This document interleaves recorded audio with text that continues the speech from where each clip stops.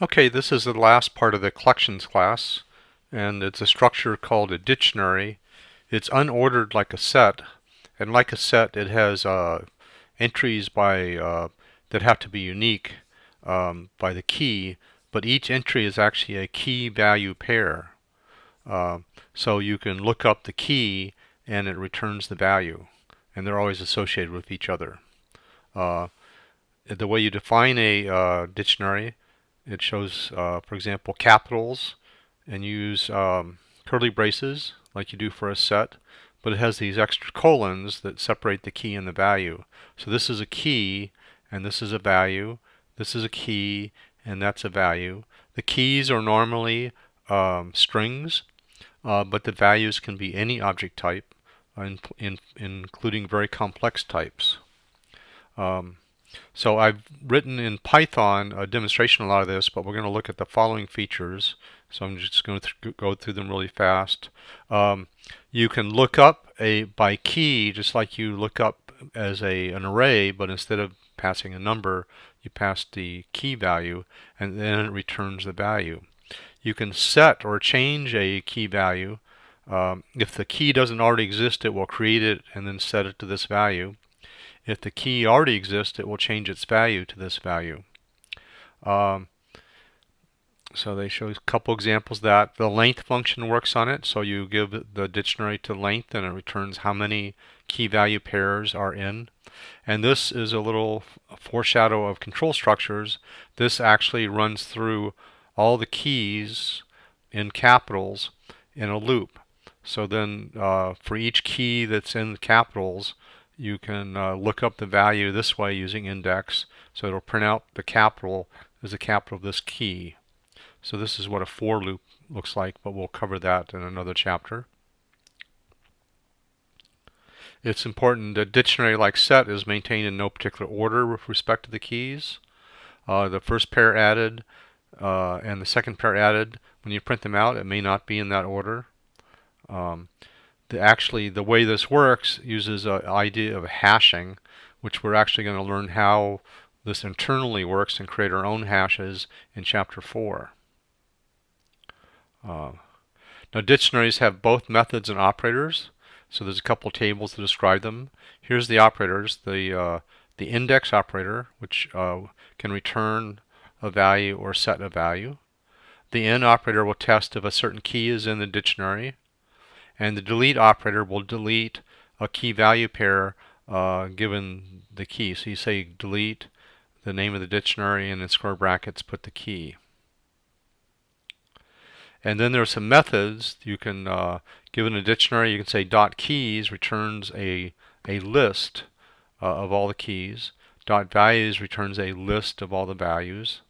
Dot items will return all the key value pairs inside of tuples inside of a list, and I'll show you a demonstration of that. Now you can get values out by using the index operator. So you just, like this example here, you use index, the name of the dictionary, index, and your key, and it gets it. But the index operator, if the key doesn't exist, it will cause an error. And we'll show you that in a second.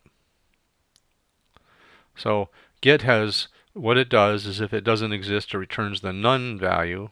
So you can check for that, for example, after you've called that to see if it returned none. Or you can use this form that has two arguments, and you give it what value you want to return if it doesn't find it. And I'll show you an example of that. And they just give you a place to play with the code.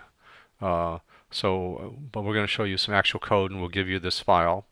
So in pycharm, and when you start doing more complex work, it's useful to have it stored in a file. So if you make typos, it's easier to fix. You don't have to type so much stuff in. You can build it up and test it as you go. So this is a Python file. When you're inside of a Python file and you add variables, the variables are loaded, are part of that file, and a file is kind of like a module. So you can think of a file as a module level. So here are some examples of dictionaries. This is a list of color values. So you look up the name of a color and it returns a tuple which is the percentage of red, green, and blue. So 1 would be 100% and 0 would be none. So this gives you a mapping from names of colors to actual values. Here's a years at job I'm going to use in some examples. So the key Tom is associated with 5 years. Mary is associated with 11 years. And Sally is associated with 1 year. Just a note, you can put structures like this on multiple lines. Usually if you're doing something where it's obvious to the compiler you're not done, you can then continue on another line. But in some cases you have to use a special symbol to say continue on the next line. And so then we have one more example, phone extension. Key for David is his extension, and this one is an example out of the book. And for Brad, that's his extension. So now I have a series of prints, and I put an exit. This is a special command you can put in to exit the program at this point. So I can just run part of it. So I run it up to here, and you run by just saying right-click, run the name of the file, and it produces output down here. If you want to see your output gets very long and you want to see more of it, you can stretch this pane up and down like this, or you can do what's called floating the pane. So you go over here and you say floating mode, and it makes it a separate window. And I've made it really big, but normally it starts out smaller and you would have to maximize it. And then you can put it back where it was by just undo the floating. It goes back to where it was. So some little window management techniques there for PyCharm.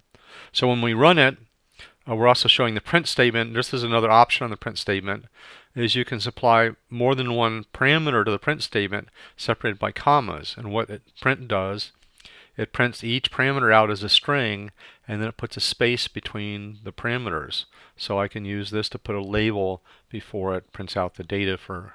So here it's looking up the green value, color values. So you'll see it prints out this tuple. Green is space and the tuple. Here it's printing out how many years Tom is at the job. So it prints out Tom at job. Then it looks up the key to get the value, and then types out the word years. So it says Tom at job 5 years. Here's Brad's extension. And since I'm inside of a single quote string, I have to use a backslash sequence to actually input a single quote, which I have to do because if I don't do that, it thinks that that quote is the end of the string and it gives me an error here. Okay, so here this looks up the phone extension for Brad, so you can see how that works. Now let's go a little further. So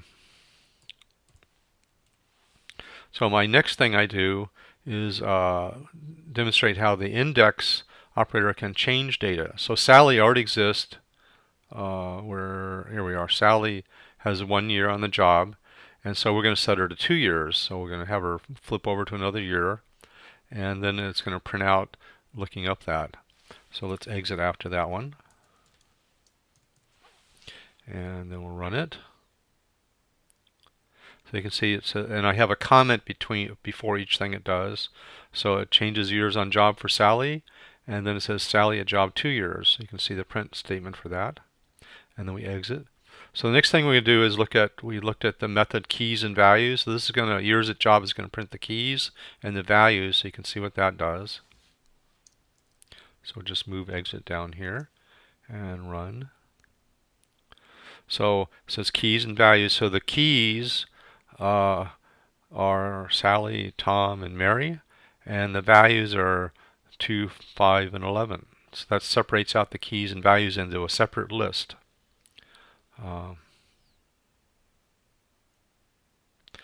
Okay. Now then we have delete Mary. So we're going to delete Mary. So we say delete years at job and the key, and then we're going to print years at job, and you'll see it's deleted Mary.